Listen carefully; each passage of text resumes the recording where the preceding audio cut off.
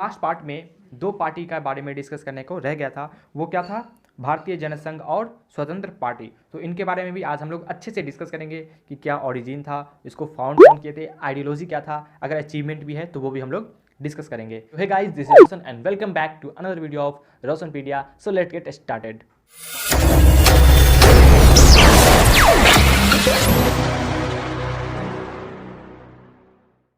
भारतीय जनसंघ, ठीक है, इनके बारे में देखते हैं। ओरिजिन: भारतीय जनसंघ वाज फॉर्म्ड इन 1951। कब फॉर्मेशन हुआ था? 1951 में। आप लोगों को ये बिल्कुल याद रखना है डेट कि कौन से पार्टी का फॉर्मेशन कब हुआ था, उनका आइडियोलॉजी क्या है, उनको फाउंड कौन किए थे, ठीक है। It's lineage however can be traced back to the RSS, Rashtriya Swayamsevak संघ, ठीक है, जो कि आज आपको भारतीय जनसंघ टूट कर आपको अब बीजेपी पार्टी बन चुकी है, ठीक है। And the Hindu Mahasabha before the independence, यानी कि आज़ादी के पहले जो कि हिंदू महासभा के कुछ मेंबर थे और आरएसएस के मेंबर थे, वही सारे कुछ लीडर्स और कुछ अच्छे से लोग मिलके भारतीय जनसंघ का फॉर्मेशन करते हैं 1951 में। तो आप लोग देखेगा कि ये पार्टी था जो कि आज़ादी के बाद बना, लेकिन जो पहले दो पार्टी पढ़े थे वो आज़ादी के पहले बना था। आप लोग को अच्छे से याद रखना कि भारतीय जनसंघ, जिनका सिंबल आप लोग यहाँ पे देख ही पा रहे हैं, उनके फाउंडिंग प्रेसिडेंट श्यामा प्रसाद मुखर्जी थे। बिल्कुल कंफ्यूज नहीं होना है, ठीक है। यहाँ पे आपको एकदम अच्छे से पिक्चर भी आपको दिख रहा होगा। तो अब चलते हैं इनके आइडियोलॉजी के ऊपर। तो यहाँ पे 4 से 5 पॉइंट को रखे हैं, ठीक है। और आप लोग देखिए इसका आइडियोलॉजी पूछता है बोर्ड में, आप लोग थोड़ा सा दिमाग लगाएगा तो आपको पता चलेगा जो बीजेपी आज लाती है, one country one nation one Aadhaar card, ठीक है, वन आइडेंटिटी, ये सारा चीज़ शुरू से ही भारतीय जनसंघ में ये आइडियोलॉजी चलते आया है। देखो, it emphasise the idea of one country one culture one nation. तो आप लोग को भूलना भी नहीं पड़ेगा, एकदम आसानी से याद हो जाएगा। नेक्स्ट देखते हैं, they believe the country would become modern and progressive and strong on the basis of Indian culture and tradition, यानी कि हमको वेस्टर्न कल्चर और ट्रेडिशन का फॉलो करने का कोई जरूरत नहीं है। जैसे कि आज जो बहुत अच्छा चल रहा है आत्मनिर्भर भारत, यानी कि हमारे अंदर आइडियोलॉजी, हमारा जो व्यवहार है, हमारा जो दोस्त है, हमारे जो बिजनेस पार्टनर है, वो सब मतलब इंडिया के आइडियोलॉजी, इंडिया का ही सब चीज़ फॉलो करे। तो वो उनका शुरू से ये चीज़ चल रहा था कि ये बोल रहे थे कि अगर डेवलप हो सकता है कंट्री तो वो अपने ही आइडियाज़, ठीक है, अपने ही बेसिस, अपने ही कल्चर रिलीजन ट्रेडिशन के बेसिस पे हो सकता है। Party called for a reunion of India and Pakistan, ठीक है, यानी कि अखंड भारत का सपना इनका बहुत ही बड़ा और सबसे बोल सकते हो कि मेन मोटो है, ठीक है, मेन आइडियोलॉजी इनका यही है, अखंड भारत होना चाहिए। In the forefront to replace English with Hindi, एकदम इंग्लिश को हटा के हिंदी को लाने का एज एन ऑफिशियल लैंग्वेज आज भी बहुत ही ज़्यादा कंट्रोवर्शियल चलते रहता है। और आप लोग जान रहे होंगे जो न्यू इकोनॉमिक पॉलिसी आया उसमें भी हिंदी को प्रेफरेंस दिया गया था, ठीक है। तो इंग्लिश को हटा के हिंदी को ऑफिशियल लैंग्वेज बनाने का भी इनका बहुत बड़ा मतलब कह सकते हो स्टेप है, और आइडियोलॉजी भी। And consistent advocate of India in developing nuclear weapons especially after China carried out its atomic test in 1964, यानी कि जब से चाइना एटॉमिक टेस्ट किया था 1964 में, उसके बाद से ही इस पार्टी का एकदम सबसे बड़ा हमेशा बढ़ चढ़ कर हिस्सा लेना था कि इंडिया के न्यूक्लियर वेपन को तेज़ी से डेवलप करना है। और आप लोग देख ही पा रहे होंगे कि ये जो बीजेपी पार्टी है कितना ज़्यादा, ठीक है, डिफेंस सेक्टर में अपना पैसा को लगाती है। तो ये था आइडियोलॉजी ऑफ भारतीय जनसंघ। तो आप लोग अच्छे से, आप लोग आराम से अब लिख पाइएगा। और अब देख लेते हैं कुछ नोटेबल लीडर्स फ्रॉम द भारतीय जनसंघ, ठीक है।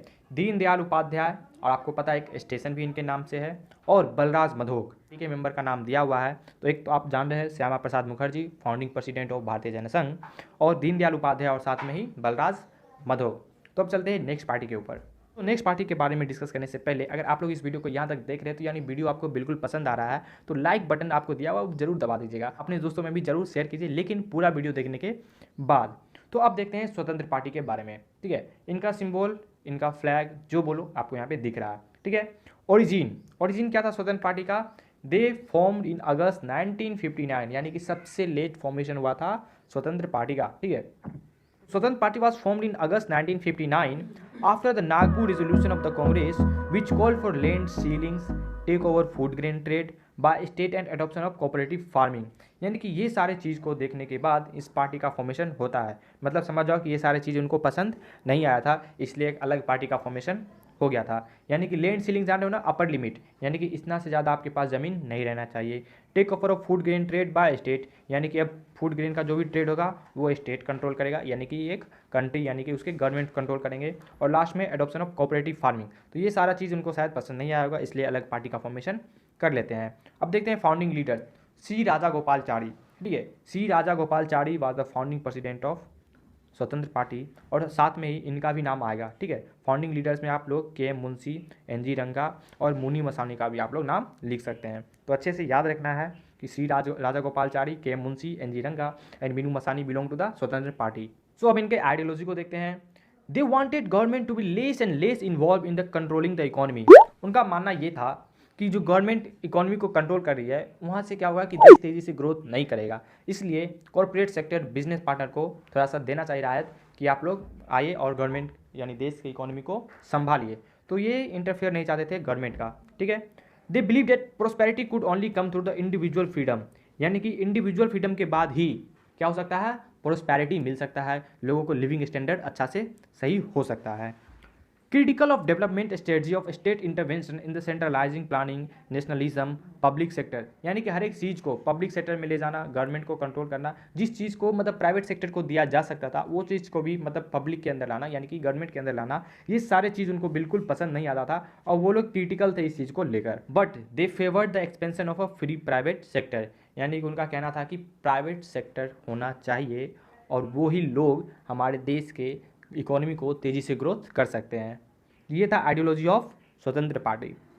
तो अचीवमेंट देख लेते हैं हम लोग स्वतंत्र पार्टी का, ठीक है। तो वो लोग लैंडलॉर्ड्स यानी कि जो जमींदार होते थे और जो राजा हुआ करते थे वो लोग स्वतंत्र पार्टी में जुड़ने को तैयार हो गए थे। क्यों? Because they wanted to protect their land, क्योंकि लैंड सीलिंग ले आया था कौन? कांग्रेस पार्टी, यानी कि अब इसके पास इतना ही ज़मीन हो सकता है। पहले तो राजा के पास इतना सारा ज़मीन हुआ करता था, लेकिन लैंड सीलिंग आने के बाद एक लिमिट लगा दिया गया कि आपके पास इतना ही लैंड होना चाहिए। तो अब क्या, जो राजा था तो वो तो अपना बचाव चाहेगा, और इस चीज़ को कौन सही कर रहा था, सपोर्ट कर रहा था? स्वतंत्र पार्टी। तो स्वतंत्र पार्टी को आराम से जुड़ने को वो लोग तैयार थे, और इसी तरह जमींदार भी, ठीक है। And that was being threaten by land reforms legislation, और जो लैंड रिफॉर्म लेजिस्लेशन क्या था, वही लैंड सीलिंग, याद रखना है आपको अच्छे से। They also attracted the industrialist and business class who were against the nationalism licensing policy and also supported the party। तो जो क्या हो रहा था, जो सारे चीज़ को जैसे कि बात की कि पब्लिकली किया जा रहा था, नेशनलाइज किया जा रहा था, सेंट्रलाइज किया जाता, वो सब जो अपोज कर रहे थे उसको कौन अपोज करेंगे? इंडस्ट्रियलिस्ट और बिजनेस क्लास। ये था कुछ पार्टीज़ के आइडियोलॉजी और अचीवमेंट और इन सब सारी चीज़ों के बारे में। गाइस ये सारे टॉपिक आपको अच्छे से समझ में आया होगा। अगर अभी भी आपको अच्छे से समझ में नहीं आया है तो नीचे कमेंट बॉक्स में ज़रूर पूछिए। और हाँ, नोट्स पढ़ने वक्त अगर आपको प्रॉब्लम होता है तो आप लोग डायरेक्टली यहाँ पे क्लिक कर वीडियो को फिर से देख सकते हैं। और हम लोग टेलीग्राम पे भी आ चुके हैं, सो हमारे टेलीग्राम चैनल को भी आप लोग जरूर सब्सक्राइब करें। So guys, thank you for watching my video and bye bye.